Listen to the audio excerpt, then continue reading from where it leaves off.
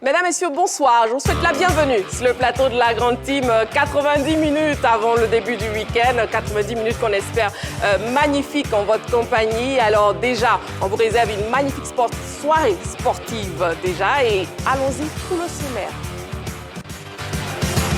Sommaire, pour cette dernière émission de la semaine, la Grande Team vous présente LGT News.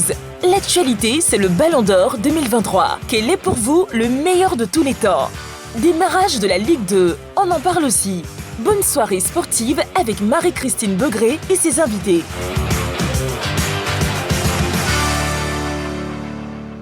Effectivement, l'actualité reste la cérémonie de remise du Ballon d'Or ne dérogera donc pas à la règle. Ce soir, on parlera donc du Ballon d'Or. Et la question LGT, justement, quel est pour vous le meilleur Ballon d'Or de tous les temps? On a bien envie d'avoir vos avis. Alors, vous avez la possibilité de nous appeler au 27 21 59 93 99 ou bien de nous écrire sur la page Facebook de la 3 qui vous appartient. Et bien sûr, vos messages seront lus en cours d'émission. L'équipe de ce soir, en début d'émission, j'aurai donc Yellow, Roger Stéphane et Henri Joël. Bonsoir madame, bonsoir messieurs. Bonsoir Marie. Bonsoir Marie-Christine. Comment vous allez? Pas bien,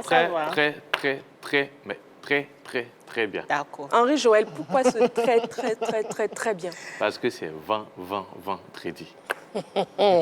Roger Stéphane. Non, moi, j'ai été béni par le Saint-Esprit avant l'émission, donc Amen. je suis très en forme en ce moment. C'est pas, Il peut faire Abidjan Korogo. c'est pas bon aller là. Yellow de grâce, ajoutez quelque chose, vous me sauvez. Non, on va passer une très belle émission ensemble. Voilà. Abidjan Korogo, il peut courir.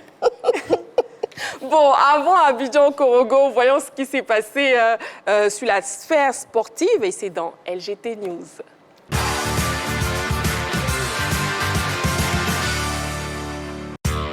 Open de jeux d'échecs, une cinquantaine de participants à Abidjan. Les mordus du jeu d'échecs seront servis ce week-end à l'occasion d'un Open organisé par la plateforme Aquaba Échecs. Selon les organisateurs, une cinquantaine d'échéphiles sont attendus à cette compétition qui se déroulera dans un hôtel de la place à Cocody. Parmi les participants, on note des pays étrangers, à savoir le Ghana, la France et le Togo. Ce tournoi doté du trophée RVL se disputera sur 2 jours. En effet, après les épreuves éliminatoires le samedi, les échéphiles qualifiés pour la suite de l'épreuve se retrouveront le dimanche pour les différentes finales.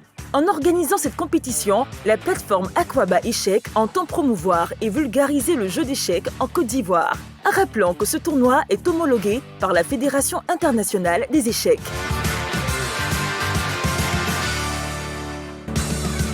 Tennis. Rafael Nadal entretient le flou sur sa retraite.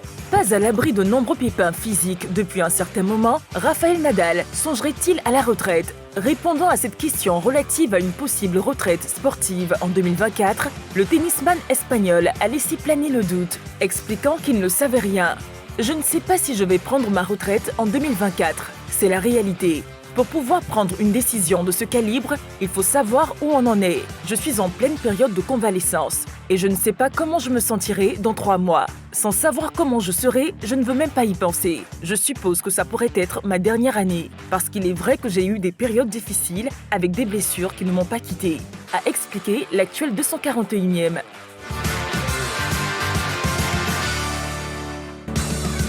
Boxe. Ngannou Fury, l'heure de vérité a sonné. Plus que quelques heures pour suivre le combat tant attendu de 10 rounds entre Tyson Fury et son challenger Francis Ngannou. Le choc des titans aura lieu à Riyad, en Arabie Saoudite. Le Camerounais, combattant de MMA, qui n'a pas mis les gants depuis sa victoire face à Cyril Gane en janvier 2022, s'essaie à la boxe anglaise contre le meilleur poids lourd du monde. De son côté, Tyson Fury n'est pas remonté sur le ring depuis décembre 2022. L'heure de vérité a sonné pour ce duel atypique et les deux boxeurs, à travers des déclarations tapageuses, se disent prêts pour cette confrontation. Qui aura le dernier mot? Wait and see, comme le disent les Anglais.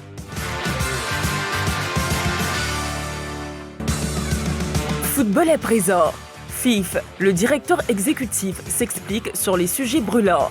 3 sujets brûlants étaient à l'ordre du jour lors de la conférence de presse animée par le directeur exécutif de la Fédération ivoirienne de football, Armand Gourou, ce vendredi au siège de l'instance faîtière à Treichville.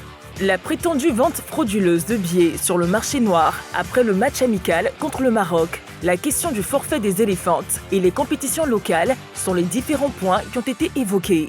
Après avoir révélé la mise en place d'une enquête externe et une interne concernant le premier sujet, le directeur exécutif s'est prononcé sur la question du forfait des éléphantes, arguant que la FIF ne pouvait supporter le budget de 600 millions pour les éliminatoires des Jeux Olympiques de Paris 2024.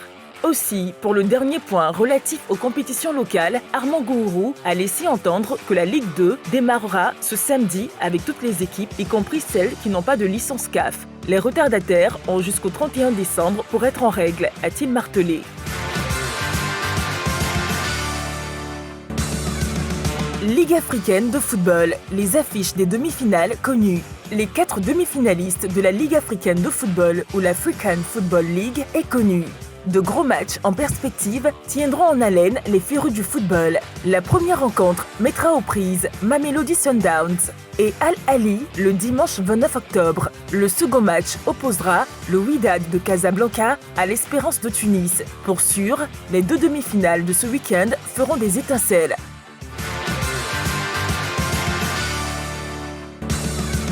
Liverpool. Salah fait tomber le record d'Henry en Coupe d'Europe. Les derniers instants du match que Mohamed Salah a battu ce record.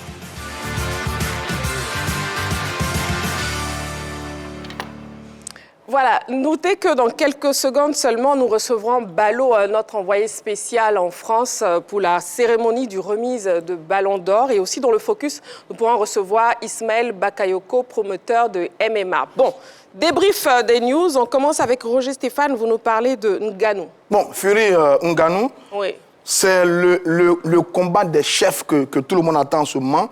2 géants sur le ring. Fury a 34 ans, 34 combats, 33 victoires pour 24 KO. Il est redoutable, ce Gypsy King. Ngannou, c'est 36 ans, 20 combats, 17 victoires, 12 KO, n'est pas mal non plus. L'un, Fury, est champion des poids lourds dans la boxe anglaise. L'autre, Ngannou, est champion des poids lourds UFC. Il vient défier le Britannique dans la boxe anglaise. C'est 2 styles opposés. Fury est technique, rusé. Il a un excellent jab. Il est un très bon jeu de jambes. Et c'est un parfait technicien qui a déjà dérouté beaucoup d'adversaires. Ngannou, c'est la puissance, le punch et une mâchoire en acier. Wow. Le combat promet énormément entre 2 grands champions qu'on voit sur ces images. Ngannou n'a rien à perdre, il a tout à gagner. Tout est possible. Sur un crochet, il peut éteindre la lumière en ce qui concerne Tyson Fury.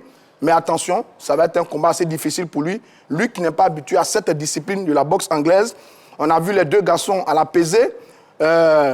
Ngannou est venu dans un superbe pagne vert, accompagné de Mike Tyson, son entraîneur, qui est venu dans un superbe costume. C'était très beau à voir. 2 peintures là. Et puis Tyson Fury est arrivé torse nu, tout comme son père d'ailleurs. Les 2 étaient torse nu. Un grand provocateur. Le combat a lieu demain, samedi, en Arabie Saoudite, en 10 rounds de 3 minutes. Ça va durer 30 minutes, on espère bien, pour la beauté du spectacle. Mais je ne suis pas sûr que ce combat aille à son terme. Soit, soit Ngannou va cueillir Fury sur un crochet, une percute magnifique, ce serait formidable pour le continent africain. Soit Tyson Fury va l'entraîner vers la difficulté, vers la 5e et 6e round. Mais en tous les cas, ça promet énormément. Et puis Ngannou devrait empocher une coquette somme de 5 millions d'euros, environ 3 milliards de francs CFA. Ouais. C'est une somme qu'il n'a jamais touchée quand il était à l'UFC. Donc oui, il est dans une dynamique incroyable. Il a le soutien de tout un continent. Et je crois que c'est la toute première fois qu'un Africain arrive à ce sommet de la boxe en affrontant un champion du monde. Dans ma mémoire, je peux me tromper de ma mémoire. Donc c'est magnifique. On va laisser de côté notre petite guéguerre avec les Camerounais. Et nous tous, on va soutenir Francis Ngannou dans ce combat légendaire. Ça va être magnifique, ça va être électrique demain. Il y aura des grandes stars là-bas. Je crois Cristiano Ronaldo qui a offert une montre à Ngannou qui sera là. La mère de Francis Ngannou a fait le déplacement pour aller soutenir son fils, cette fierté africaine. J'ai la chair de poule, on attend de voir ce que ça va donner. Le seul problème qu'on a, c'est qu'on ne sait pas sur quelle chaîne on va voir le combat en direct.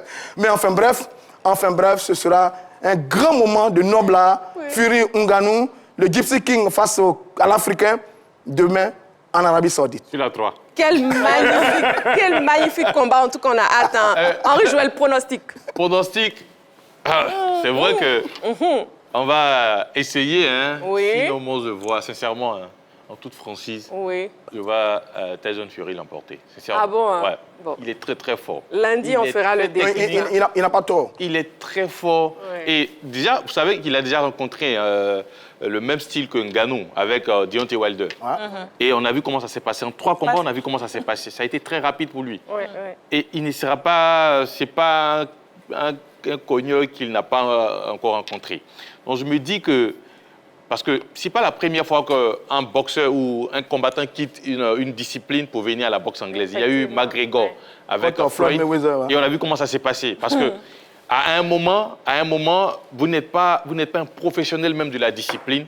Vous êtes obligé de vous adapter face à quelqu'un qui est le meilleur en ce moment. Parce que quand vous prenez Anthony Joshua, il est meilleur qu'Anthony Joshua, il est meilleur que Wilder, il est meilleur que Usyk, il est meilleur que tout le monde.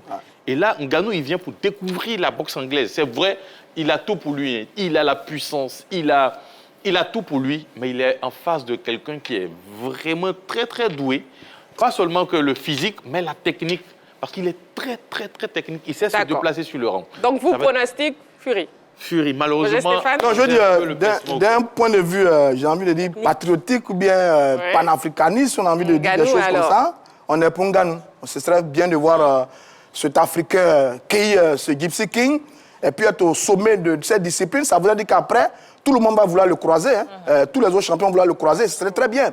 Mais d'un point de vue sportif, je pense que Tyson Fury a quelque chose de plus que Francis Ngannou. Si vous mettez les deux garçons dans un octogone à UFC, le combat ne va pas durer, Ngannou va le finir rapidement. Si vous mettez les deux garçons dans la rue, Ngannou va le terminer rapidement. Mais la boxe anglaise est beaucoup plus disciplinée, il y a beaucoup plus de techniques, c'est un peu plus ordonné, il y a beaucoup plus de limites. Donc Ngannou va être un peu limité dans la puissance qu'il a. Mais comme je dis, tout est possible. Il a été préparé par Mike Tyson, le grand Mike Tyson, qui lui a été champion en 1986, à l'âge de 20 ans, battant en Berbick, qui a longtemps mis des gens KO. Certainement qu'il a donné un petit secret pour mettre fin au combat, parce que la plupart des combats de Mike Tyson, c'était 1, 2, 3 rounds. Est-ce qu'il a donné ce truc-là à Ngannou face à Fury? Ce serait très bien, mais j'avoue que ça va être un combat difficile. On attend de voir. On attend de voir donc demain. C'est pas impossible. Allez, Yellow, avec vous, on parle de la Fédération ivoirienne de football. Oui, on a évité la bagarre à la Fédération ivoirienne de football. Heureusement. Heureusement, parce qu'il y a eu quelques sujets brûlants sur ces derniers jours. Le desk de la Fédération ivoirienne de football a tenu à éclaircir certains sujets, à savoir la billetterie des matchs amicaux qu'il y a eu récemment contre l'Afrique du Sud et le Maroc. Concernant cette billetterie-là, il faudrait signifier qu'il y a eu beaucoup de plaintes, énormément de plaintes, et des enquêtes ont été menées en interne et en externe pour pouvoir savoir qui et comment cela se faisait de retrouver plusieurs tickets sur le marché. Alors, concernant les enquêtes internes, des personnes ont été auditionnées, à savoir 18. Je crois que les résultats seront connus la semaine prochaine. Et pour les enquêtes externes, des entités ont été mises à contribution, notamment la police nationale, la direction générale de l'informatique et l'ARTCI pour un numéro vert. Ensuite, le deuxième point, le forfait des éléphants quant à leur participation au JO. Le DEX a tenu à situer les responsabilités. La participation au JO relevait de la Direction générale du sport, de l'ONS et de la FIF. Il faudrait dire que la FIF avait préfinancé les matchs amicaux de la sélection féminine. Pour leur participation au JO, quand on a fait le total des dépenses et tout cela s'élevait à 600 millions de francs CFA. Le DEX de la Fédération ivoirienne de football a affirmé qu'il n'était pas en mesure de pouvoir tenir cette compétition-là, tout en sachant qu'il y avait des compétitions au plan local et qu'il fallait respecter le calendrier. Donc c'est malgré lui et malgré la Fédération ivoirienne de football que les éléphants ont déclaré forfait. Et le troisième point, c'est la reprise des différents championnats. Alors, concernant la D2, sur 24 clubs, 11 clubs ont eu leur licence CAF. La D3, 6 clubs sur 40 ont eu leur licence CAF et ils ont un délai jusqu'au 31 décembre pour les autres retardataires pour pouvoir avoir leur licence CAF. Donc voilà un peu le point de presse qu'a tenu à faire le président, le DEX de la Fédération ivoirienne de football. Qui lui-même est un ancien dirigeant de AJ de Guibérois. Son club a obtenu la licence CAF. Il y avait 2 clubs qui ont obtenu la licence CAF au tout début au niveau de la Ligue 2, notamment l'Africa Sport AJ de Guibérois. Moi, j'étais ce matin à la fédération parce que je voulais entendre un peu les responsables de la fédération sur tous ces sujets qui font l'actualité. Sur les tickets parallèles, la bonne nouvelle, c'est que la semaine prochaine, il y aura des résultats. Sur l'enquête interne, il y aura des résultats. Donc, c'est très bien. Ensuite, sur le forfait, bon, c'est une responsabilité partagée. La fédération dit, moi, je n'ai pas 600 millions de francs CFA à préfinancer qui ne sera pas remboursé. C'est la responsabilité du ministère des Sports, le lieutenant de la direction des Sports. Ils ne l'ont pas fait, nous, on signe forfait. On a financé les éliminatoires de la CAN, ça n'a pas marché. On a nos compétitions locales, on va se concentrer là-dessus. Le reste, c'est la responsabilité des autres entités. Maintenant, pour les licences CAF, heureusement, il y a un accord qui a été trouvé finalement avec la CAF, la Confédération africaine de football, qui permet que les clubs qui n'ont pas encore la licence CAF aillent à la compétition, mais avec un délai. Le délai, c'est le 31 décembre 2023. S'ils n'ont pas la licence CAF, ils seront retirés de la compétition et suspendus pour une période de 2 ans. Donc, on attend de voir ce que ça va donner. Dans tous les cas, les choses avancent bien. Il y avait 2 clubs, il y a eu 4, maintenant il y a 11 qui ont la licence CAF. Ça pousse bien. Maintenant, la grande nouvelle, c'est que les compétitions reprennent ce week-end. Certains observateurs avaient dit que la fédération n'avait pas d'argent pour organiser les compétitions. Très bien. C'était pas tout à fait vrai. Merci beaucoup, Roger Stéphane. On attend donc de voir. Désolé, Henri Joël, vous ne pourrez pas vous exprimer, mais vous pouvez vous exprimer pendant le reste des 90 minutes. Ne vous inquiétez pas. On marque une petite pause, juste le temps de la pub, et on se retrouve tout juste après. À tout de suite.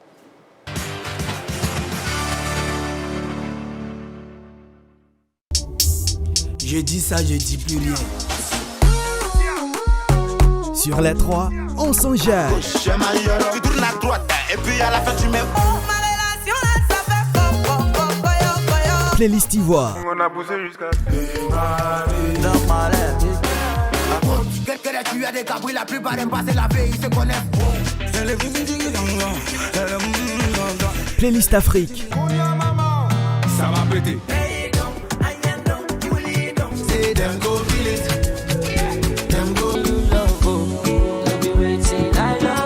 Playlist Inter. And I'm bad like the Barbie. I'm a doll, but I still wanna. Fuck up the vibe, my dick start. Renouez avec tous vos goûts musicaux sur la 3. La 3 disponible sur le canal 203 du bouquet Canal+, le numéro 3 de la TNT 740 pour StarTimes.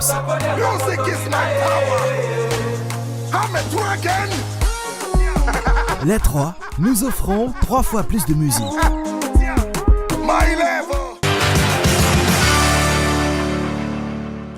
Et voilà, nous sommes de retour sur le plateau de la Grande Team. On espère que vous passez une magnifique soirée en notre compagnie en ce vendredi soir, une soirée sportive. On est ensemble jusqu'à 22 h. Et bien entendu, nous passons au focus de ce soir et nous rencontrons bien sûr Ismaël Bakayoko, promoteur de MMA. On y va pour Focus.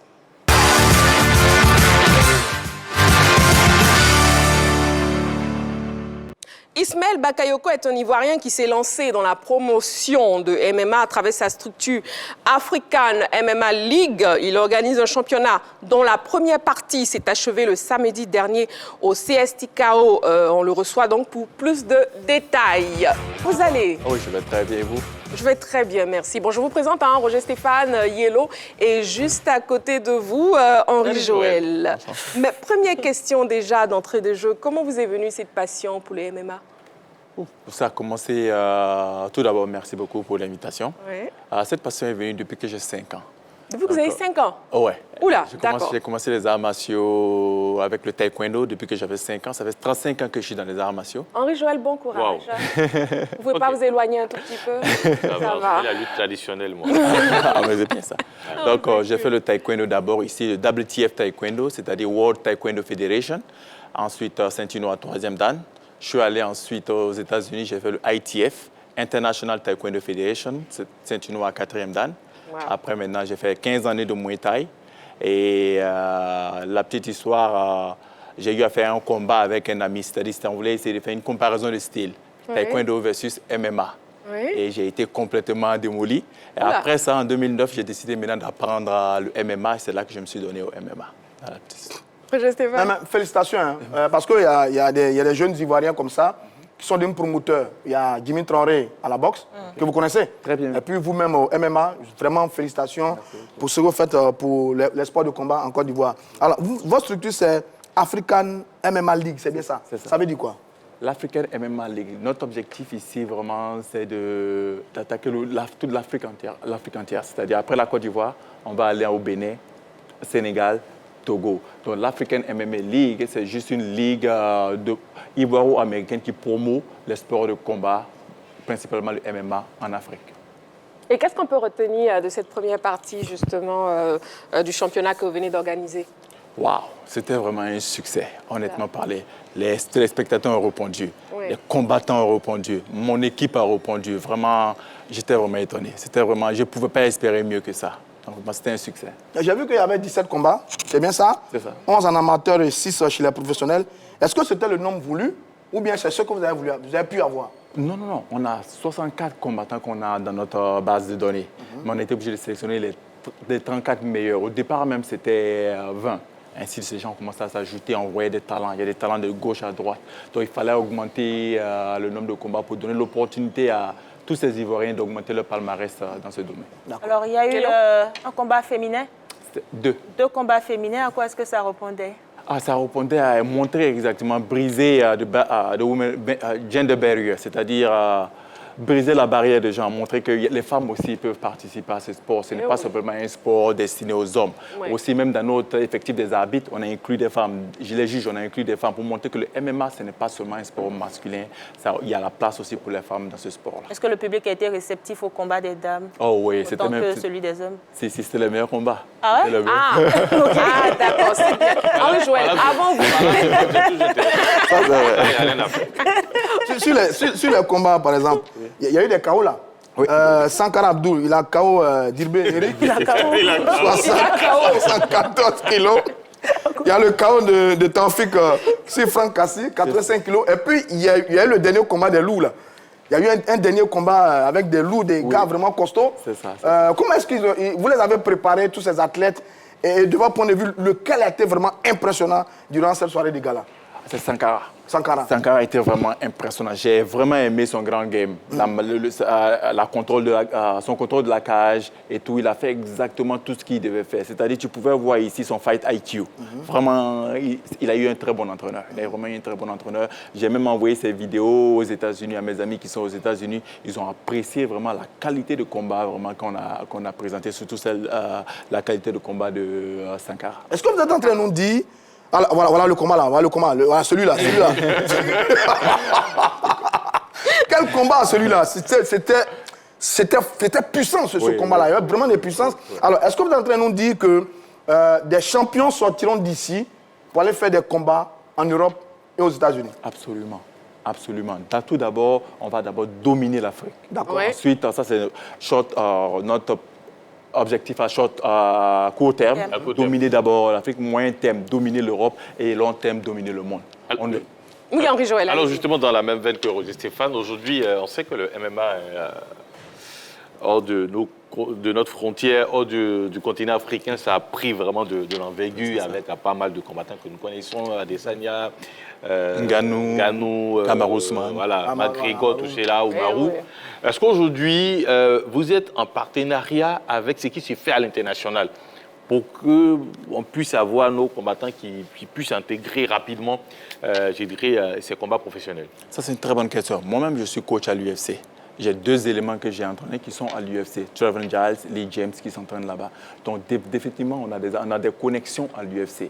Donc, l'objectif ici, maintenant, c'est de venir préparer nos athlètes ici, faire de la Côte d'Ivoire, d'Abidjan d'abord, le Las Vegas du MMA, ensuite préparer nos athlètes à pouvoir maintenant affronter le monde. Rapidement, tout dans cette même veine, au Sénégal, quand même, il y a eu des combats quand même d'un certain niveau au Sénégal. Est-ce que vous avez la connexion avec ce qui se fait du côté du Sénégal? Définitivement. J'ai la connexion avec un promoteur au Sénégal et un promoteur au Bénin et au Togo. Donc l'objectif, c'est de créer vraiment des affronts. On commence d'abord ici à l'African MMA League version Côte d'Ivoire, ensuite l'African MMA League Sénégal, African MMA League Togo, ainsi de suite, et on va les affronter. Ensuite, après ça, maintenant, on va essayer de sortir de l'Afrique et aller vers l'Europe. Alors, tous les champions africains qui sont connus, c'est vrai qu'ils ont perdu la ceinture là. Adamou a été battu par un Britannique. Oumarou a été battu par un Britannique. Adesanya, qui a pris sa revanche sur Pereira, a été battu il n'y a pas longtemps. Ngannou a changé, il fait la boxe anglaise maintenant, même si je sens qu'il va revenir après, parce que les bourses ont commencé à monter. Mais ils ne vivent pas tous sur le continent africain. Non. Ils vivent aux États-Unis, c'est très. Est-ce qu'à partir du continent africain, on a des athlètes qui ont la capacité de partir de notre continent pour aller affronter les adversaires européens et américains? Absolument. Absolument. Ce qui leur manquait ici, c'était une plateforme pour s'exprimer. On a venu installer cette plateforme ici. On a les formateurs pour les former. Ils ont tout ce qu'il faut ici pour aller exceller dans le monde extérieur. Tout ce qu'il faut, c'est-à-dire? Tout ce qu'il faut comme entraînement, comme coach, comme manager, comme conseil ici. Tout ce qui leur manquait vraiment, c'était un accompagnement vraiment de l'aide, c'est tout. Et c'est ce qu'on vient leur rapporter, de l'information. Le plus souvent, c'est l'information qui leur manque, c'est tout. Sinon, l'entraînement y est déjà. D'accord. Ismaël Bakayoko, parlons de la jeunesse. Dites-nous quel est l'impact à ce sport sur la jeunesse. Ce n'est pas un sport trop dangereux? Tous les sports sont dangereux. Tous les sports sont dangereux. C'est pour ça qu'on instaure des règles et des habits pour mitiguer, pour atténuer un peu ce danger-là. Donc, c'est pour ça qu'on a formé les habits ici, pour savoir à quel moment arrêter les combats. On a aussi formé les juges à savoir à quel moment intervenir ou même demander. Et aussi des médecins sur place pour venir, au cas où il y a un danger, demander à interrompre un combat ou même intervenir directement pour aider la jeunesse. Et quelle stratégie vous pensez mettre en place pour promouvoir cette discipline? C'est vrai qu'elle n'est pas trop connue ici en Côte d'Ivoire. So, la stratégie, on va commencer d'abord, après cette organisation, on va partir à Yamoussoukro, déceler des talents à Yamoussoukro. Aller à Korogo, déceler des talents à Korogo, Boaké, Korogo, Man et San Pedro. Après avoir décelé tous ces talents-là, maintenant on va aller vers Lomé.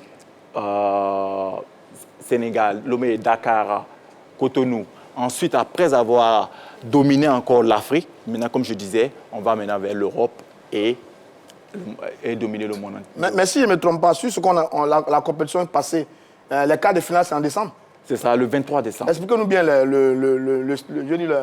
la configuration du tournoi. Le tournoi est basé sur un championnat. D'accord. Donc, il y aura la phase éliminatoire qui vient de se passer. Ensuite, il y a les quarts de finale en décembre. Juste après la CAN, on va faire la demi-finale. Et en avril, on va faire la finale. La raison pourquoi on a commencé par un championnat, c'est pour augmenter le palmarès de tous ces combattants-là. La majorité de ces combattants, ils ont beaucoup d'expérience, mais ils n'ont pas de palmarès parce qu'il n'y avait pas de stage de professionnellement. Pour qu'ils puissent s'exprimer. Donc maintenant, on leur a donné cette plateforme-là et maintenant, on peut maintenant travailler sur augmenter leur palmarès. Le temps n'est pas trop long, vous aurez suffisamment de moyens pour tenir jusqu'à l'année prochaine, en découpant comme ça votre tournoi? Oui, on a définitivement les moyens pour faire ça. On a déjà mis en place un projet plan pour 1 an. Okay. Donc, après ça, maintenant, il y aura encore une deuxième phase de championnat. Oui, une deuxième année. Après ça, maintenant, chaque 2 mois, il y aura maintenant des championnats. Très bien, c'est très bien. Nous, on voit que vous n'êtes pas venu seul. On voit que vous n'êtes pas venu seul. Vous êtes accompagné de 3 athlètes et un coach. On va leur arracher un mot et on les reçoit déjà sur le plateau de la grande team. On vous reçoit. On va inscrire avec la ceinture et tout. Bon, vous êtes 4, dont 2 de part et d'autre. Ah, mais il y a une dame dedans. Il y a une dame dedans, yellow. Bonsoir, madame et messieurs. Comment vous allez? Le micro? Très bien, madame. Bonsoir. Rapprochez-vous un peu plus de moi, même si c'est vrai que j'ai un peu peur de vous, mais bon. Ça va aller? Oui, ça va très bien. Ça va très bien? Oui. Alors, comment vous est venue l'envie de pratiquer cette discipline? Le MMA, je l'ai commencé en 2017. Ouais. J'ai commencé avec le taekwondo, comme tout le monde. Après le taekwondo, j'ai senti mes insuffisances au niveau des points. Donc, je suis passé à la boxe anglaise. Donc, quand j'ai su concilier les deux, les mains et les jambes, il fallait aussi que je couvre la lutte. Ouais. Voilà, donc le MMA était la discipline parfaite pour pouvoir faire la transition. Et c'est de là que je suis parti au MMA. Et déjà, présentez-vous. Moi, c'est Zissonyi Nyonkla Ange Cédric. Ouais. Voilà, je suis coach pour l'AML. Je suis aussi maître en kickboxing, ceinture noire 2e degré, pratiquant de MMA également. Et la ceinture, là? La ceinture, on n'a pas de champion d'office. Ouais. C'est à la fin du championnat qu'on va élire notre champion par catégorie. Elle est magnifique. Présentez-vous aussi. Bonsoir à tous. Moi, c'est Axel Iridje, combattant MMA. D'accord. Ça, il est timide Oui, comme il doit donner les coups violents. Bonsoir, moi, c'est- Oui, allez-y. bonsoir, moi c'est Jean-Kévin Leloup, combattant MMA, AML. Ah, d'accord. J'ai entendu le nom de famille, on en parle tout à l'heure. Et on termine avec la charmante dame. Bonsoir, moi c'est Sekongo Maryse, Oui. combattante en Muay Thai et également combattante en MMA. Je me lance en MMA. Et ça va? Oui, Pas ça trop va. compliqué. C'est vrai qu'il y a un peu le stress, mais après, bon, ça va. Ça va. On s'est tous battus quand on était petits, donc ça va. Ah, moi, je ne me suis pas battue quand j'étais petite. Ah, si Henri doit faire rire. Non, ça va, ça va. Ça va, Oui, d'accord. on oublie juste la technique, ça va. D'accord. Bon, justement, j'ai entendu le nom de famille de quelqu'un là. On apprend que parmi nous, il y a le fils de Maître Leloup Apollos, grand adepte du taekwondo. Alors, Voilà. est-ce que c'est votre père qui vous a inspiré, Maître Apollos? Mon père m'a inspiré dans les arts martiaux, il m'a encadré, il m'a guidé et il m'a beaucoup aidé aussi dans ce domaine. Jusqu'à actuellement, il continue toujours de m'encourager. Et voilà. Voilà. Oui, Stéphanie. Oui, on a senti tous la ressemblance tout de suite avec Maître Apollos, grand champion de taekwondo. Mais mon trait est fixé sur la demoiselle. Mais sur la dame, bon, autant pour moi et toutes mes mademoiselles, bon, ça marche. Comment vous faites? Il préfère dire la Mademoiselle. dame parce Non, que il là, préfère il dire a un peu mademoiselle. peur. Il prêche le faux Allez-y. pour avoir le vrai. Mais je me mets à l'abri. Je dis, comment vous faites pour tenir dans un univers qui est parfois très violent pour une dame? Bon, je dirais que mon père déjà m'a aidé un peu. Rapprochez le micro. Je dirais que mon père déjà m'a aidé un peu en fait. Parce que, étant petite, il me disait toujours, t'es l'aîné de la famille. Si je ne suis pas là, c'est toi. Donc du coup, j'ai grandi déjà avec les hommes. Et puis bon, j'aime bien ça en fait. Je suis la seule fille du club. Voilà, je m'entraîne avec Oli la machine. Je suis la seule fille. Moi, elle dit Muay Thai, donc. Oui, Muay Thai. Donc au fur et à mesure, en fait, c'est vrai qu'au début, c'était un peu compliqué. Mais disons que c'est un sport où, excusez-moi, plus on te tape, plus tu aimes la chose en fait. Ok. Plus tu aimes la D'accord. chose. Parce qu'il y a l'orgueil, en fait, il y a l'envie de prouver que les femmes ne sont pas fortes et tout. Donc du coup, au fur et à mesure, ça va. L'envie de prouver que les femmes sont fortes. Voilà. Bravo, félicitations. Sont fortes, pardon. Voilà. Est-ce que vous avez le légendaire coup de pied de Oli la machine ou bien vous avez un autre atout? Oli la machine, son truc c'est le low kick. Je suis petite de taille, donc naturellement c'est le low kick qui passe plus. D'accord. Même si j'ai eu mon adversaire au sol, mais c'est plus le low kick que je travaille. Mais c'est bien. En fait, souvent, il faut avoir des informations. Sur la qualité. Ça peut servir demain. Sur la qualité, lui, son père, par exemple, Apollos, il est très bon dans les coups de pied. Apollos, son pied vole fort. Est-ce que vous... Il a Apollos, il est terrible. Hein. Est-ce que vous avez cette qualité-là? Ouais, on peut dire ça. Hein. Ah ouais? On peut dire ça. C'est inné alors? C'est le taekwondo qui demande ça. C'est génétique. Ou bien. D'accord. C'est ce que demande le taekwondo. Coach, une question pour vous. Hein. Comment vous jugez... Ici, il a son micro. Comment vous jugez le niveau des athlètes? Franchement, le niveau, il est bon. Ok. Il est bon. Même au niveau des amateurs, on a été surpris de voir ce qu'on a vu. Hein. Les très beaux combattants, de très belles transitions. Vraiment, c'était bien. C'était bien, franchement. Il y a du niveau. Est-ce que vous êtes confiant par rapport à l'avenir du MMA ici en Côte Bien d'Ivoire? sûr, bien sûr. Il y a vraiment des talents ici. Et je le sais, je le dis. Il y a vraiment des jeunes qui ont ce qu'il faut. Voilà, pour vraiment performer dans ce sport-là. Donc c'est ça que M. Bakayoko a eu comme initiative. Vraiment mettre tout ce qu'il y a en place pour les aider à vraiment, on va dire, faire sortir tout ce qu'ils ont dans le ventre, quoi. Alors, est-ce que vous êtes là que pour les combattants ou bien moi, par exemple, je peux venir m'entraîner aussi? Oui, c'est pour ça que nous sommes là. Nous encadrons tout le monde, les combattants et non, et même ceux qui ne sont pas combattants. Parce que ce qu'on veut vraiment, c'est inculquer la culture du MMA. Aujourd'hui, le taekwondo est accepté, mais il fut un moment où le taekwondo était vu de façon comme un sport très violent. Mais aujourd'hui, c'est accepté de tout le monde. Et c'est cette même culture-là qu'on veut, donner aussi. Quand on entend MMA, on a peur. Voilà, les gens voient le sang et tout. Pourtant, ce n'est pas forcément ça.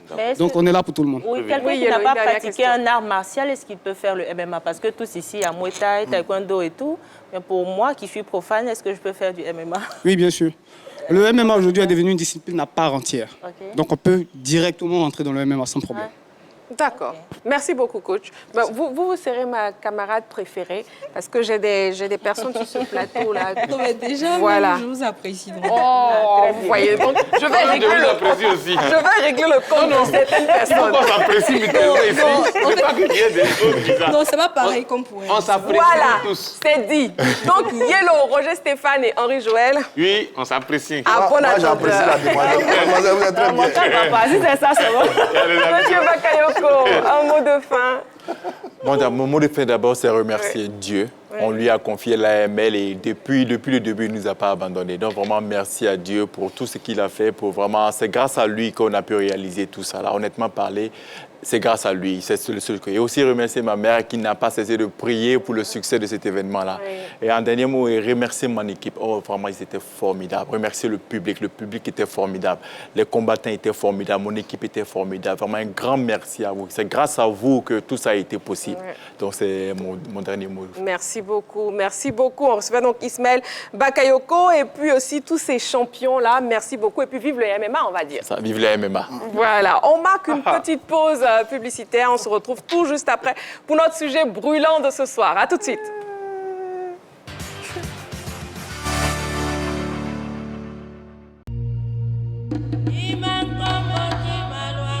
Enfant, il comprit qu'il devrait se battre pour vivre. Depuis tout jeune, il a su surmonter des épreuves. Mec, tu peux plus me faire d'argent sans cigarette. Tonio, en parlant d'argent, j'ai entendu dire que ce soir, il y a des combats de prévus. Tu peux gagner gros. Ouais, vas-y, allez, encore, ouais. Son adversaire le plus redoutable était la pauvreté. Dans cette maison, les bleus et les cocards sont interdits. Mais par contre, l'argent qui est là, l'argent que je me fais grâce à ces bleus et ces cocards, ça, tu l'autorises, maman? Il usa de ses poings pour conquérir l'amour de sa vie. Merci. Antonio Cervantes. Carlina Orozco. Lui, avec ses oreilles, il va devenir le champion du monde de boxe. Une nouvelle légende vit le jour. Ouais, allez, vas-y, champion. Monsieur, je m'appelle Antonio Cervantes Reyes et je suis à votre service, monsieur. Allez, hop, allez, continue. Allez, Palenque, allez. Il s'entraîna puis développa un style unique et propre à lui, jusqu'à ce qu'il devienne le champion. L'histoire de l'âge d'or de la boxe, remplie de challenges et de passion. Antonio Cervantes est Kid Pambele. À voir bientôt sur la 3.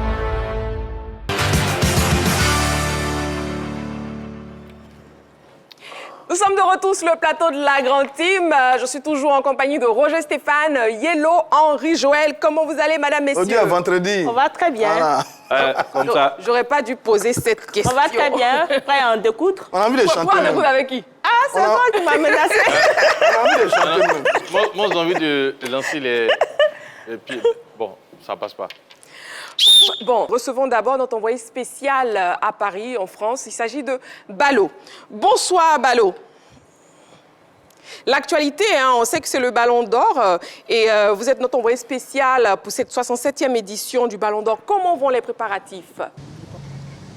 Bonsoir Marie-Christine, bonsoir à tout le monde sur le plateau de la Grande Team. Et oui, les préparatifs vont bon train. Et ici à Paris, même s'il pleut en ce moment devant le théâtre du Châtelet où je me trouve en ce moment, en tout cas, tout se passe bien ici. Les Français, donc ça donne à leurs activités quotidiennes. En ce moment, ils sont en train d'assister à une pièce de théâtre juste derrière moi dans le théâtre du Châtelet. Il faut savoir que les installations techniques vont donc démarrer ce dimanche.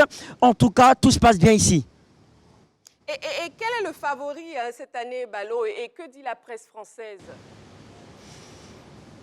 Le favori de cette 67e cérémonie du Ballon d'Or se nomme Lionel Messi. Il faut savoir que selon la presse française, le critère prédominant sera donc la Coupe du Monde au Qatar. Et il faut rappeler que Lionel Messi a été double buteur en finale de cette Coupe du Monde. Il a été meilleur passeur de cette Coupe du Monde. C'est fort de ce palmarès qu'il est donc le favori de cette 67e cérémonie du Ballon d'Or. Même Thierry Henry y est allé de sa déclaration dans la presse française. Selon lui, beaucoup peuvent en débattre. peut-être, mais Lionel Messi est le favori. Quand on a remporté la Coupe du Monde comme il l'a fait, eh bien, il ne peut qu'être le vainqueur de cette cérémonie, même s'il est déçu de l'issue de cette finale, même s'il estime que Erling Haaland peut se poser la question de savoir pourquoi pas moi. Eh bien, si Lionel Messi remporte cette 67e cérémonie du Ballon d'Or, ça ne sera pas du tout usurpé.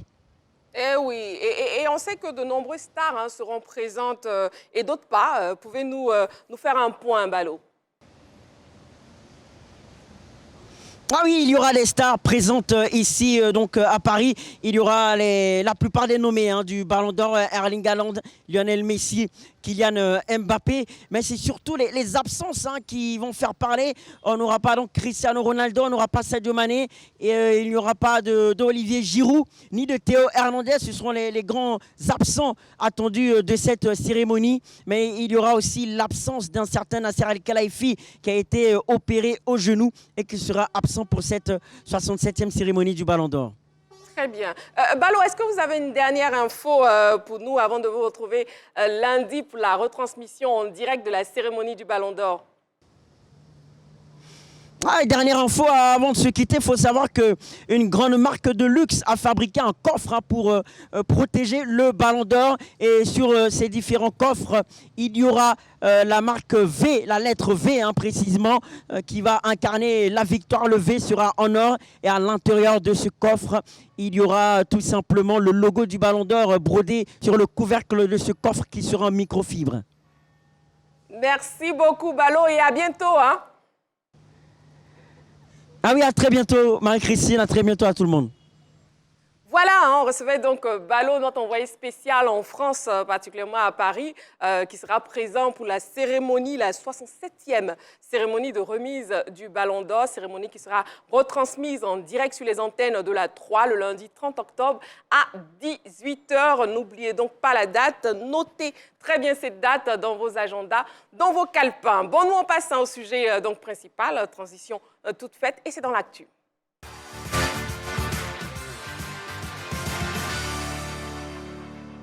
Nous recevons donc pour ce sujet brûlant Monsieur Dago Charles. Installez-vous confortablement pour ce sujet. Oui, comme d'habitude. Je dirige une fédération de bras de fer dans les sports de combat. Vous lui avez donné quelque chose? Non, pas du tout. Ah bah il fait très bien la pub alors. Bon, enfin, il essaie de rentrer dans mon bureau exécutif. On comprend mieux. Voilà, mais non, il ne peut pas. La place a déjà occupée par Roger Stéphane. Ouais. Bref, Henri Joël, c'est bien fait pour vous. Passons au sujet de l'actu de ce soir. Parmi les meilleurs, il a toujours un meilleur, effectivement. Et des 45 lauréats différents du Ballon d'Or, lequel est le meilleur de tous? On regarde cet élément et on en parle tout juste après. À tout de suite. En 66 éditions, le Ballon d'Or a connu 45 lauréats différents. 10 joueurs l'ont gagné plus d'une fois. Les plus capés sont l'Argentin Lionel Messi et le Portugais Cristiano Ronaldo qui l'ont remporté respectivement 7 et 5 fois. Les deux rivaux des années 2000 et 2010 comptent également le plus grand nombre de podiums. Le premier vainqueur du Ballon d'Or est l'Anglais Stanley Matthews en 1956. Quant au Russe Lev Yashin, il est à ce jour le seul gardien de but à avoir été sacré. Le Libérien George Weah est l'unique footballeur africain à avoir connu cet honneur. Parmi les lauréats, on dénombre un seul Argentin, Lionel Messi, et 4 Brésiliens qui sont Ronaldo, Rivaldo, Ronaldinho et Kaká. Les 39 autres vainqueurs sont tous des Européens. Outre Cristiano Ronaldo, les footballeurs du vieux continent les plus capés sont le Français Michel Platini et les Néerlandais Johan Cruyff et Marco van Basten.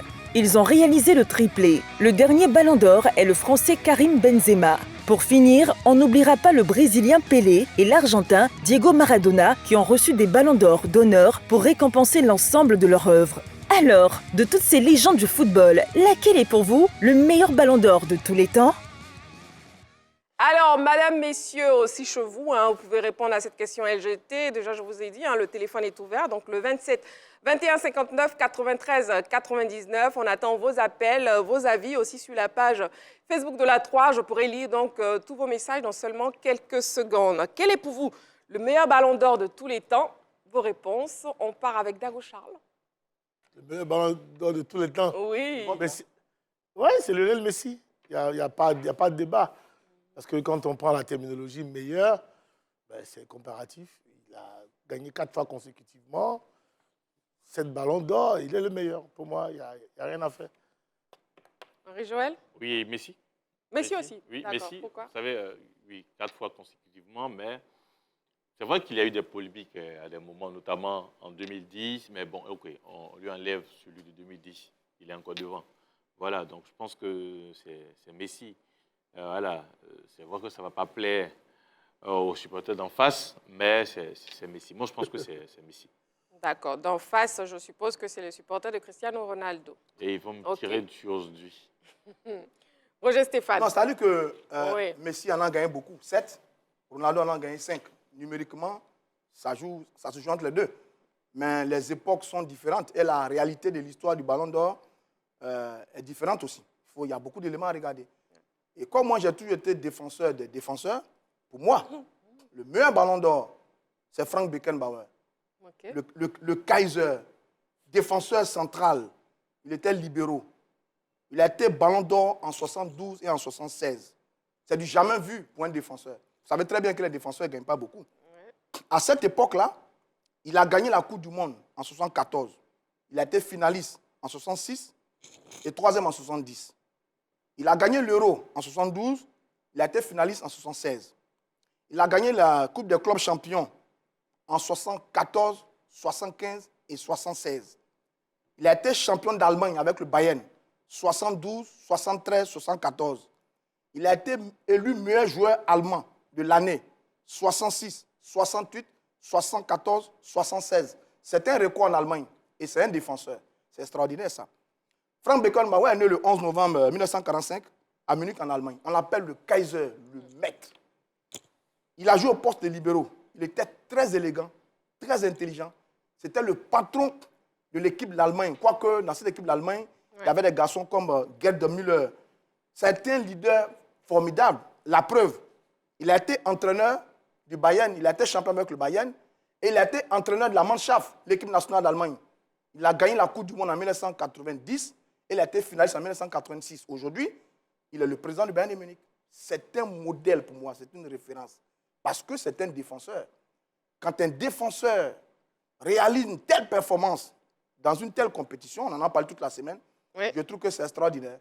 Il a dominé le football mondial en tant que défenseur de 66 à 74, 76 par là. C'est tout simplement phénoménal. C'est le meilleur défenseur au monde depuis tout le temps. Donc pour moi, quand on regarde la difficulté qu'ont les défenseurs à avoir ce trophée, quand un l'a réalisé à ce point-là, je dis pour moi, c'est le meilleur Ballon d'Or. Ok. Yellow. J'ai opté pour Georges Weah. Oui. C'est vrai que numériquement, il n'a qu'un seul Ballon d'Or, mais pour le caractère inédit et historique de l'obtention de ce Ballon d'Or-là, pour moi, il est le meilleur. Il vient du Libéria, d'un bidonville, il a vécu avec sa grand-mère. Ensuite, il arrive en France, il joue à Monaco en 1988. Rien ne lui présageait un tel avenir. Là-bas, il joue sous Arsène Wenger. Il remporte la Coupe de France. Après cela, il vire du côté du PSG, où il se transcende, où il est au-dessus de la mêlée. Je pense qu'après là, il part à l'AC Milan. Et pour moi, le Ballon d'Or est une consécration de son parcours du côté de l'Europe. Donc, pour moi, je pars sur Georges Weah. Il a joué à l'Africa, on dirait.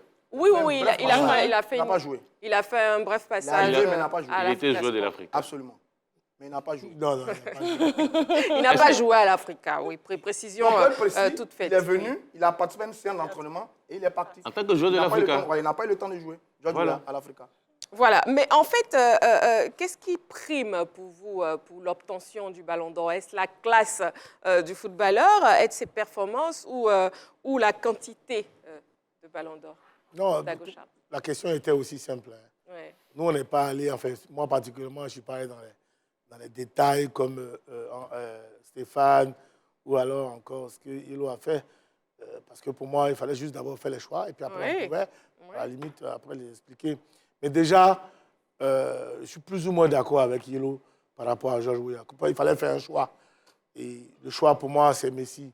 Sinon, effectivement, quand on regarde, franchement, ce que Georges Weah a réalisé en 1995, franchement, c'est inédit. Il a à lui seul convaincu tous les continents. Cette année, il a convaincu tous les continents.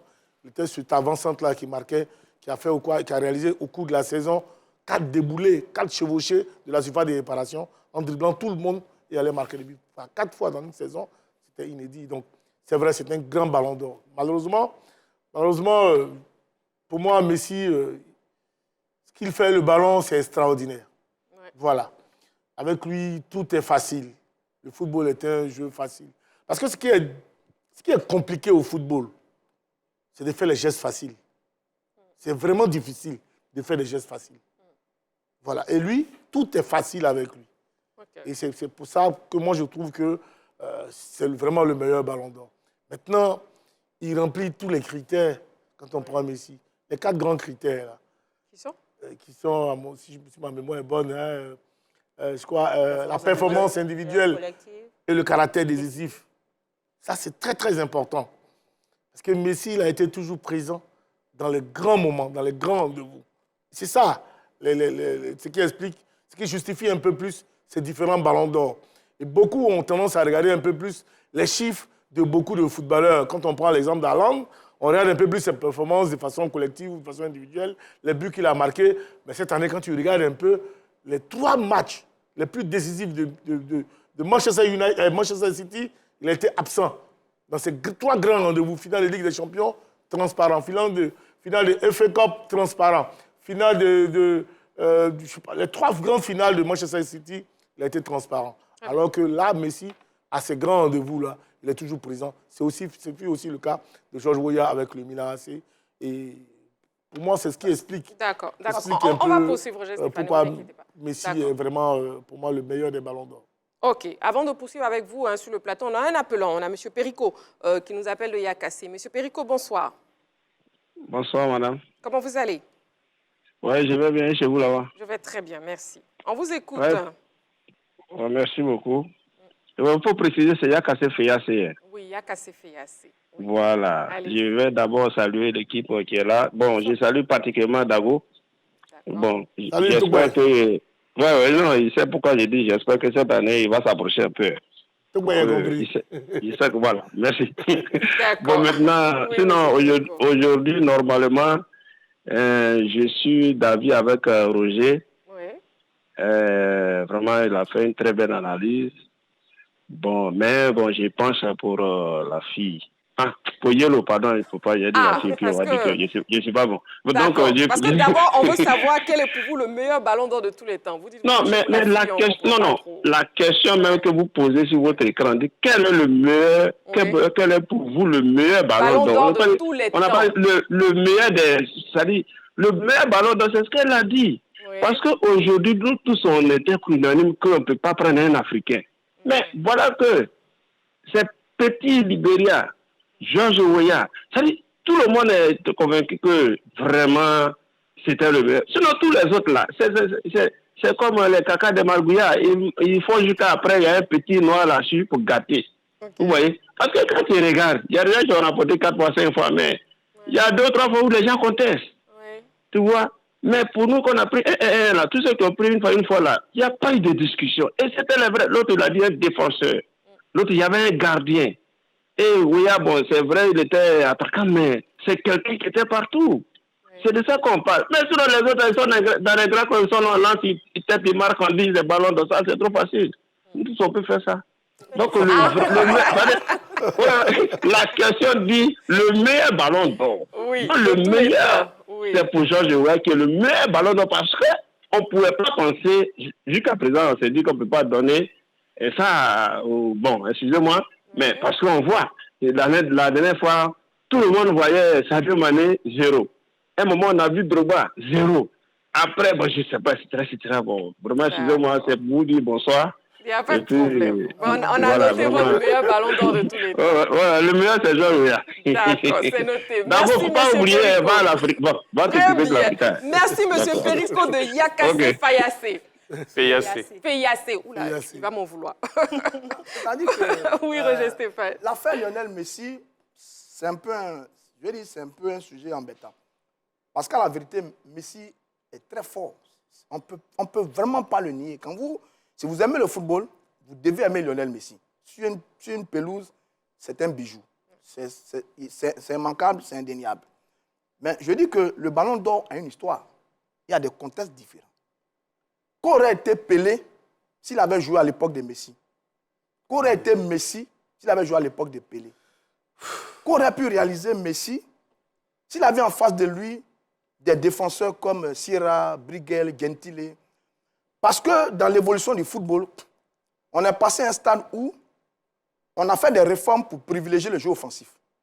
Et la plupart des défenseurs ne sont pas devenus mous, mais ils n'avaient pas l'agressivité, ou bien ils n'ont pas l'agressivité des défenseurs d'une certaine époque. Qu'aurait fait Messi à cette époque? Moi, je pose ces questions sans dénier ses qualités. Sans dénier ses qualités. Parce que Messi, il n'a pas eu à faire un certain nombre de défenseurs qui étaient dans le dos des garçons comme Pelé ou Diego. Il ne les a pas eus. Ceux-là, ils ont montré des choses. Donc, je dis, c'est vrai, il a gagné 7 ballons d'or, il va peut-être en gagner un 8e, mais il faut mettre ça dans un contexte. Dans un contexte. Maintenant, si le ballon d'or n'était pas limité aux Européens avant 1995, Pelé en aurait gagné combien? Si on tient compte de la Coupe du Monde. Parce que Pelé, si on tient compte de lui qui gagne la Coupe du Monde, gagne le ballon d'or. Il en a gagné 3 Coupes du Monde, à lui tout seul. Sans oublier qu'il a dominé le football de 1958 à pratiquement 1970. Pelé, il aurait gagné combien de ballons d'or? Mais à son époque, le ballon d'or n'était pas ouvert aux joueurs non européens. C'est pour ça que le ballon d'or de George Weah reste dans les mémoires. Parce que dès qu'on avait le ballon d'or aux non-européens, le premier qui l'a gagné, c'est un Africain et c'est George Weah. Donc, il y a une histoire. Okay. On doit mettre tout ça dans la balance. Et c'est pour ça qu'elle dit, j'aime Messi, mais pour moi, il n'est pas vraiment le meilleur ballon d'or de tous les temps. Il y a vraiment des garçons qui, à mon avis... D'accord. C'est subjectif. D'accord. Mais en fait, Henri Joël, moi, ce que j'ai envie de savoir, est-ce que le pays d'origine du footballeur ou même le club où il a joué ne vous influence pas? Ça compte beaucoup. C'est vrai qu'il y a eu George Weah avec le Libéria, mais on n'oublie pas qu'il jouait au Paris Saint-Germain. Il a joué au Milan AC. Quand il remporte le ballon d'or. Et rares sont les joueurs qui viennent des petits clubs qui remportent ce trophée. Et rares sont les joueurs aussi qui viennent des petits pays. Quand je parle de petits pays en termes d'histoire liée au football, qui remportent. C'est vrai que Shevchenko avec l'Ukraine, mais bon, l'Ukraine aussi, c'est pas... Il joue à la Juventus. Il joue à la Juventus, mais l'Ukraine aussi, c'est pas un petit pays. Ouais. Donc, les deux, ça compte. Soit vous venez d'un pays un pays de football. Un pays de football qui a une histoire avec le football, soit vous venez d'un grand club qui est sur le toit de l'Europe, qui est sur le toit du monde entier. Ouais. Et là, en tout cas, ça vous ouvre les portes pour remporter. Parce que quand on regarde un peu, je dirais même ces 20 dernières années, les deux clubs qui ont dominé le football, ce sont le Real et le FC Barcelone. Et quand on regarde les ballons d'or, c'est Messi et c'est Ronaldo. Et quelque part, à côté de ces deux, vous avez Modric et vous avez Benzema. Donc voilà un peu, les clubs, ça compte. Le standard du club, ça compte. Le pays aussi, ça prend son... Voilà, ça a son importance. Maintenant, quand Roger Stéphane, il évoque les époques. Oui, les époques, mais n'oublions pas que Messi aussi, peut-être, parce que ce qu'on ne sait pas, il essaie d'interchanger les époques, les joueurs, tout et tout. Mais rien ne dit aussi que si Messi était à l'époque de Pelé, il n'aurait pas fait ce que Pelé a fait. Rien ne dit aussi que si Pelé était à cette époque, il aurait fait ce qu'il avait fait dans le passé. Donc aujourd'hui, on ne sait pas, ce sont des analyses en fait, mais quand on essaie de regarder de plus près la carrière de Messi, moi je ne suis pas un fan de Messi, hein, ça il faut le dire, je ne suis pas un fan de Messi, mais quand on regarde la carrière de Messi, c'est énorme. D'abord, il est parti de la Coupe du Monde des moins de 20 ans avec cette finale face au Nigeria, en face des Taïwo Taï. Quand il sort de là, il arrive à Barcelone, où il trouve des joueurs comme Ronaldinho, Eto'o, tout de suite, il s'impose par sa manière de jouer. Ensuite, quand ceux-là partent du FC Barcelone, c'est-à-dire au niveau de l'attaque, quand Ronaldinho part, quand Eto'o part, c'est lui qui prend, c'est lui, et il a pris l'héritage depuis le départ de ces joueurs jusqu'à maintenant, avant d'arriver au PSG. Et Messi, il est passeur, il est dribbleur, il est finisseur, il est organisateur, il est complet. Voilà. D'accord. De ce qu'on entend de vous, Messi est complet. Très bien. Excusez-moi, madame, messieurs, on a monsieur Traoré en ligne. Je reviens à vous tout de suite, ne vous inquiétez pas. Monsieur Traoré qui nous appelle de Bingerville. Bonsoir, monsieur Traoré. Bonsoir, la grande team. Comment vous allez? Bonsoir. Oui, je vais bien. Chez vous? Je vais très bien, merci. On vous écoute. Hein. Pour vous, monsieur Traoré, quel est pour vous le meilleur ballon d'or de tous les temps? C'est Lionel Messi. Hein.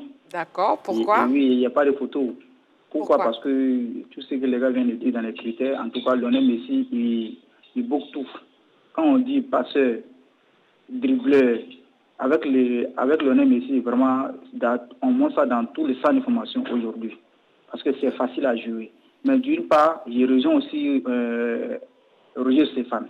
Okay. Quand il regarde aussi, parce que si on veut prendre les critères de Lionel Messi pour comparer à Pelé, c'est pas comparable. Puisque avant, on dit il y avait les attaques ciseaux. Mais aujourd'hui, on peut voir ça, donc ils ont favorisé les attaquants que les défenseurs.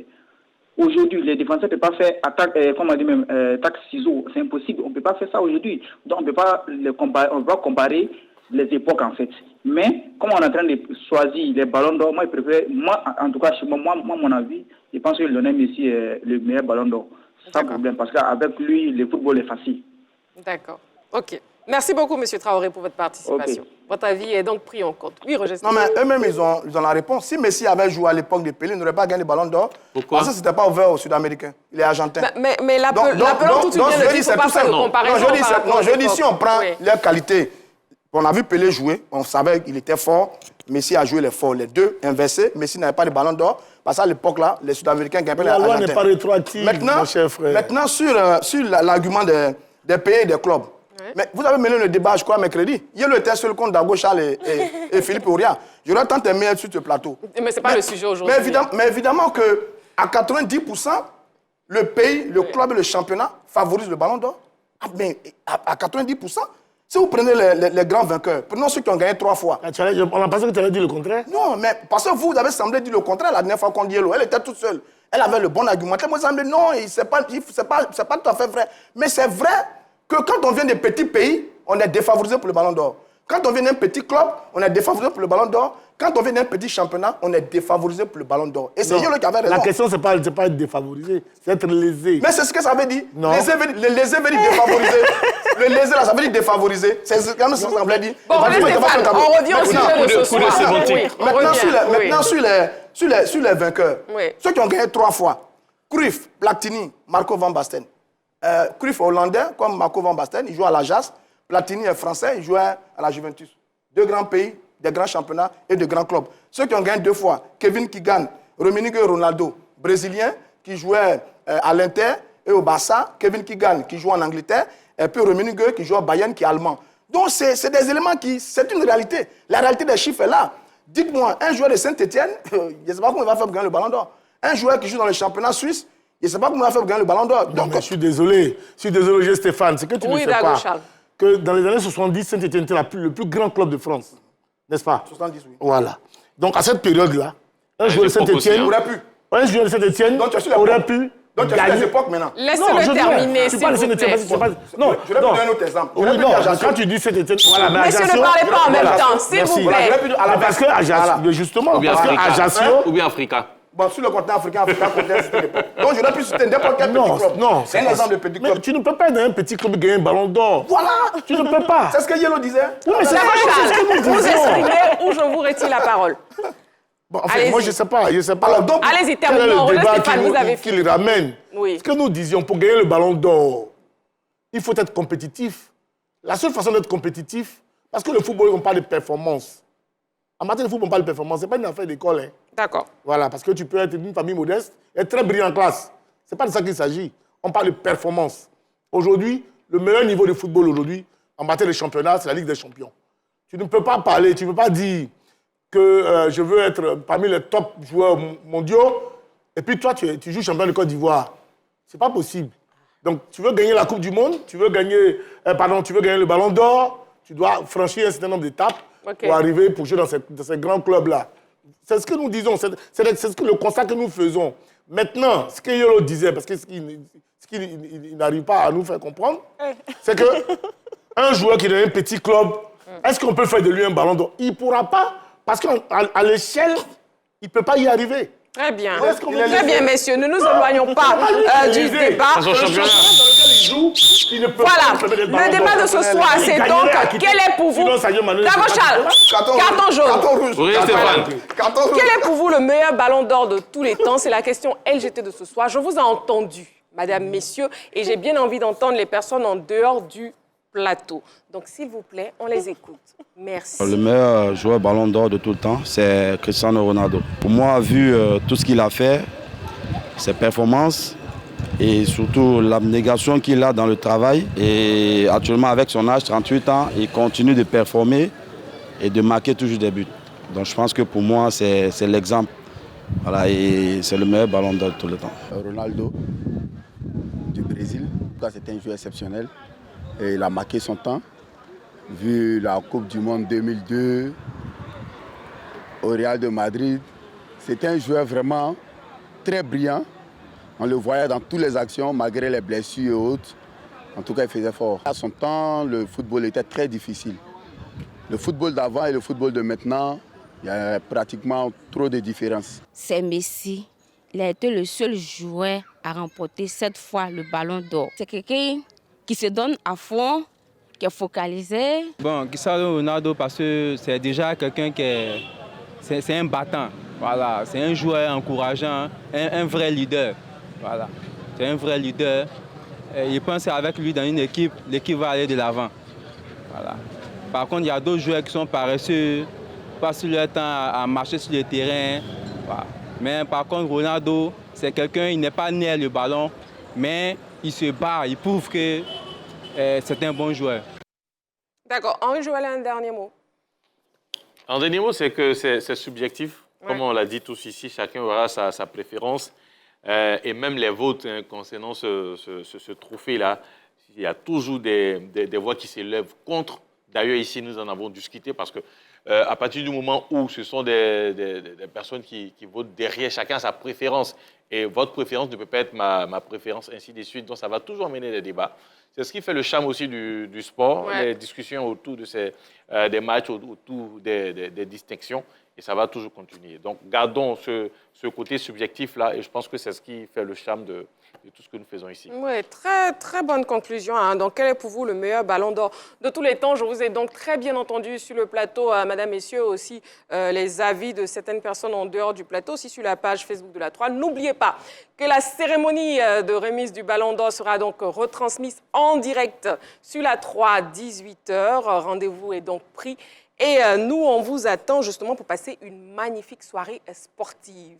Bon, qu'est-ce qui s'est passé sur la sphère sportive? On regarde donc LGT News.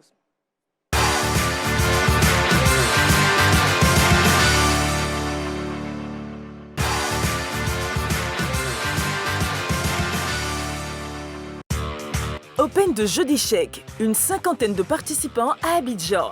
Les mordus du jeu d'échecs seront servis ce week-end à l'occasion d'un Open organisé par la plateforme Aquaba Échecs. Selon les organisateurs, une cinquantaine d'échéphiles sont attendus à cette compétition qui se déroulera dans un hôtel de la place à Cocody.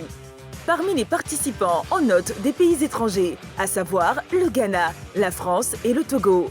Ce tournoi doté du trophée RVL se disputera sur 2 jours. En effet, après les épreuves éliminatoires le samedi, les échéphiles qualifiés pour la suite de l'épreuve se retrouveront le dimanche pour les différentes finales. En organisant cette compétition, la plateforme Aquaba Échecs entend promouvoir et vulgariser le jeu d'échecs en Côte d'Ivoire. Rappelons que ce tournoi est homologué par la Fédération internationale des échecs.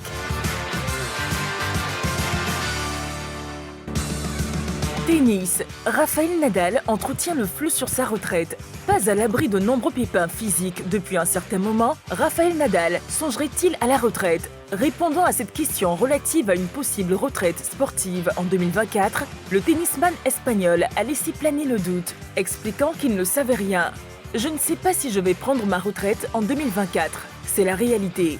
Pour pouvoir prendre une décision de ce calibre, il faut savoir où on en est. Je suis en pleine période de convalescence. Et je ne sais pas comment je me sentirai dans 3 mois. Sans savoir comment je serai, je ne veux même pas y penser. Je suppose que ça pourrait être ma dernière année. Parce qu'il est vrai que j'ai eu des périodes difficiles avec des blessures qui ne m'ont pas quitté.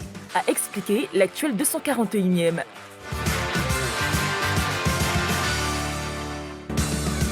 Box. Ngannou Fury, l'heure de vérité a sonné. Plus que quelques heures pour suivre le combat tant attendu de 10 rounds entre Tyson Fury et son challenger Francis Ngannou. Le choc des titans aura lieu à Riyad, en Arabie Saoudite. Le Camerounais, combattant de MMA, qui n'a pas mis les gants depuis sa victoire face à Cyril Gane en janvier 2022, s'essaie à la boxe anglaise contre le meilleur poids lourd du monde.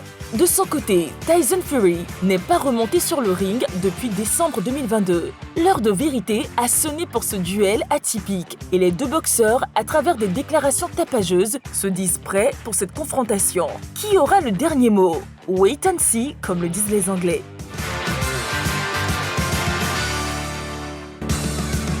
Football à présent. FIF, le directeur exécutif, s'explique sur les sujets brûlants. 3 sujets brûlants étaient à l'ordre du jour lors de la conférence de presse animée par le directeur exécutif de la Fédération ivoirienne de football, Armand Gourou, ce vendredi au siège de l'instance fêtière à Treichville. La prétendue vente frauduleuse de billets sur le marché noir après le match amical contre le Maroc, la question du forfait des éléphantes et les compétitions locales sont les différents points qui ont été évoqués.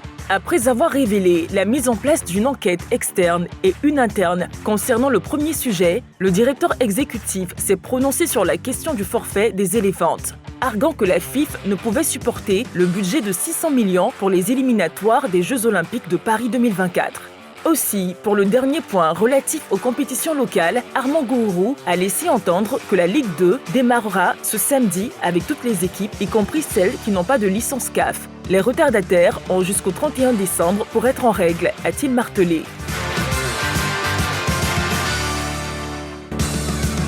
Ligue africaine de football, les affiches des demi-finales connues. Les 4 demi-finalistes de la Ligue africaine de football ou l'African Football League est connue. De gros matchs en perspective tiendront en haleine les férus du football. La première rencontre mettra aux prises Mamelodi Sundowns et Al Ahly le dimanche 29 octobre. Le second match opposera le Wydad de Casablanca à l'Espérance de Tunis. Pour sûr, les 2 demi-finales de ce week-end feront des étincelles.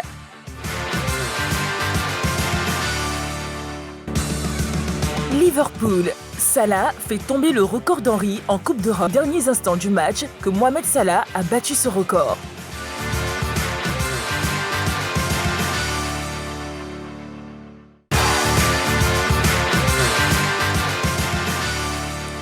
Dernière période pour la grande team de ce soir. Et le deuxième sujet de l'actu concerne le championnat Ligue 2. Effectivement, le coup d'envoi de la nouvelle saison de Ligue 2 sera donné ce week-end. Au terme de ces 22 journées, seuls 2 clubs seront promus dans l'élite. Au regard des forces en présence, la bataille s'annonce rude. Alors, madame, messieurs, comment est-ce que vous voyez justement cette nouvelle saison de la Ligue 2? Henri-Joël. Alors, on va assister au début du meilleur championnat en Côte d'Ivoire. Moi, j'ai l'habitude de le dire, la Ligue 2, c'est le spectacle. La Ligue 2, c'est l'ambiance, parce qu'il y a un club qui est en Ligue 2 depuis 3 saisons. Et vraiment, ce club-là draine du monde, c'est l'Africa. Et moi, sincèrement, je les aime bien. Parce que je me pose la question de savoir, est-ce que, quel est le grand club de la Côte d'Ivoire, parmi les 4, hein, parce qu'il y a le Stade, il y a le Stella, la SEC et l'Africa, parmi ces 4-là, quel est parmi eux celui qui réussirait à drainer du monde, étant en Ligue 2, comme l'Africa le fait? Je ne pense pas qu'on aurait eu beaucoup. Donc, du coup, je me dis que c'est le meilleur club en termes de mobilisation, parce que je ne veux pas essayer d'aller au niveau du palmarès, en termes de mobilisation. Donc, en tout cas, c'est un championnat qui est très, très animé. Et d'ailleurs, c'est sur notre chaîne.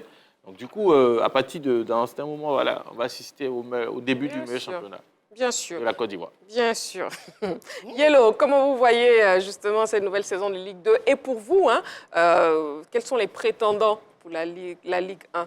Je l'espère très disputée, comme les années précédentes, les saisons précédentes. Jusqu'à la dernière journée, on n'avait pas une nette visibilité sur celui qui allait monter en Ligue 1.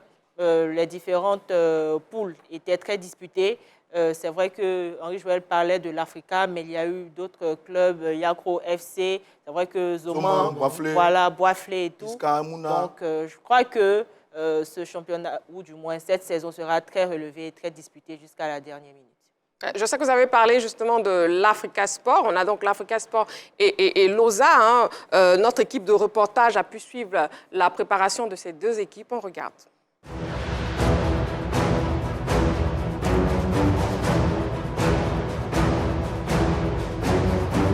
Nous sommes prêts pour entamer la compétition de la Ligue 2.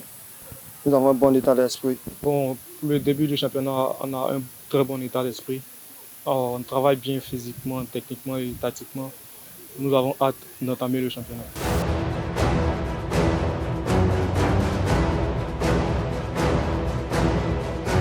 Je tenais à dire un grand merci à nos présidents Hamza Gamal qui met tout le moins à la disposition de l'équipe en termes d'infrastructure, en termes financiers, tout.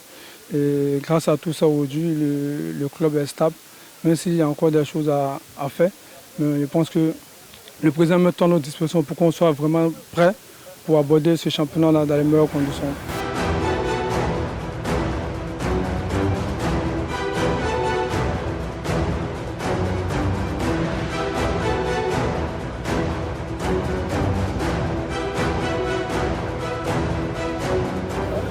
Il faut dire que j'ai été tenté, après mon aventure avec le Stade Abidjan, j'ai été épaté par le projet et la confiance que l'Africa a mis en moi, celui de ramener l'Africa en première division, surtout, et puis motiver mes jeunes camarades pour qu'ensemble on puisse faire une excellente saison pour ramener ce grand club-là en première division.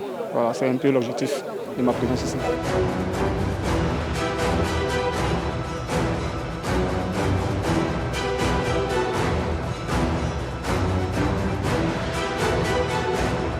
Notre objectif cette année, c'est d'abord avoir une bonne équipe, faire des très bons matchs et puis pourquoi pas essayer de grappiller tout ce qui a grappillé et pourquoi pas avoir des ambitions. Maintenant, on sait que l'Africa est une équipe qui se doit de jouer au niveau supérieur, c'est-à-dire en Ligue 1. Pardon. Mais pour cela, ça se fera pas en 2 jours. Il faut faire une bonne saison, il faut être costaud sur tous les plans. Et puis, on va rester le plus longtemps possible là-haut. Et puis, sur la fin, grappiller le maximum de points pour pouvoir figurer la saison prochaine en haut. On peut les dire, je vais dire. Mais ça passe par beaucoup de travail. Ça passe par une équipe qui est très régulière, qui travaille dans la bonne humeur, qui travaille avec beaucoup de solidarité, qui est très sérieuse, combative. Et on sait que la Ligue 2 est très très difficile, mais on a fait un recrutement de qualité avec des joueurs qui ont un très bon niveau, qui seront capables de nous amener très loin. On espère que l'osmose va vite prendre et que le groupe sera capable d'amener cette équipe-là le plus haut possible.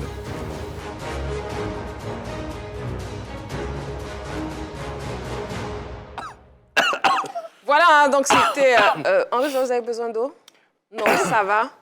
D'accord, ok, donc on poursuit. C'était donc l'entraînement de l'Africa Sport et aussi de l'équipe d'OSA. Parlons justement de l'Africa Sport. Est-ce que vous pensez qu'ils ont le coffre pour terminer premier de leur poule? Roger Stéphane? Non, c'est difficile à dire. L'Africa est terminé en tête de sa poule parce que la poule de l'Africa est très corsée. Il faut pas se le cacher. Vous avez Boisflé, vous avez Yamoussoukro, vous avez Iska et une nouvelle équipe dont tout le monde parle, qui est l'équipe de Kyologo. Bon, ancien guerrier. Voilà. Ancien guerrier. Donc, vous avez 4 grosses formations logées dans la poule de l'Africa pour la poule A. Et j'avoue que moi, cette année encore, j'ai peur pour l'Africa. J'ai peur pour l'Africa parce que c'est la 3e année. Si le club ne monte pas, on ne sera pas loin d'une crise. Parce qu'il y a un groupe de supporters, ce n'est pas tous, qui est un peu rouspété en fin de saison. Bon, on a calmé, ça a été calmé un peu, mais si cette année l'Africa ne monte pas, ça va être la catastrophe. Parce que l'Africa, c'est un club mythique. c'est l'un des meilleurs clubs de notre football qui, dans les années 80, a fait la fierté du peuple ivoirien parce que c'était un club qui était considéré comme le meilleur sur le continent. Mais là, les années sont passées. Les joueurs comme Dagocha ne jouent plus. Là, j'ai vu Roger Boli à l'entraînement. J'ai vu son visage, mais le grand frère l'a déjà marqué. Tellement il y a des soucis à l'Africa. Bon, quand tu es dirigeant de l'Africa aussi, il faut supporter. J'espère qu'il va tenir le coup à l'Africa. Roger Boli, c'est un professionnel qui aime l'Africa. Il va s'investir, mais je sens que ça ne va pas être facile pour lui, quoique il a les qualités. J'espère que les Dago Charles aussi vont. Mais pourquoi vous indexez Dago Charles? Il a joué à l'Africa. C'est un dirigeant de l'Africa. J'espère que les Dago Charles aussi vont aider l'Africa. Parce que cette année, si l'Africa ne monte pas, il y aura danger à l'horizon. Donc, est-ce que l'Africa va venir? Bon, cette saison, je vais mettre un accent particulier sur ce club. Je vais bien regarder l'Africa, que j'aime beaucoup. C'est un club magnifique, mythique, qui même en Ligue 2, continue de rivaliser à la SEC. En termes de l'Africa en Ligue 2, mais les observateurs du football qui aiment l'Africa continuent de croire que l'Africa est meilleur que la SEC. Bon, ça, c'est leur problème. Ça, c'est leur niveau. Mais on va regarder l'Africa cette année. Vraiment, courage au Oye, parce que leur poule là, est très difficile. Courage à Roger Boli. Dago Charles, riposte. Non, je voulais juste dire à Roger Stéphane que je ne suis pas dirigeant de l'Africa Sport. Ah, d'accord. Voilà, je suis collaborateur extérieur de la Fédération de football en qualité de commissaire au match. Donc, c'est grave ce qu'il dit là. Un match, je retire ça. Voilà, rectifier ça. L'ancien star de l'Africa. Maintenant, pour... Laissez-le s'exprimer. Attendez, une minute à gauche. Oh, c'est vendredi. Carton jaune, Roger Stéphane. Vendredi. Allez-y, vous avez tous les deux un carton jaune. Merci. Non, mais pour ce que Roger Stéphane dit, c'est vrai, l'Africa Sport est dans une poule, je dirais, relevée. Mais c'est ça aussi, les grands clubs, hein, il aussi bien, les années 80 et 90 ont montré que l'Africa était un grand club. Donc il appartient au comité exécutif actuel de faire en sorte que ce grand club-là se retrouve. Et donc ça commence déjà par le match de demain face à Sirocco. Donc j'espère que bon, ça sera un avant-goût et que tout de suite mettront le pied sur le ballon pour dire aux uns aux autres que voilà, l'Africa sera de retour. Comprenez? Donc moi, je n'ai pas peur.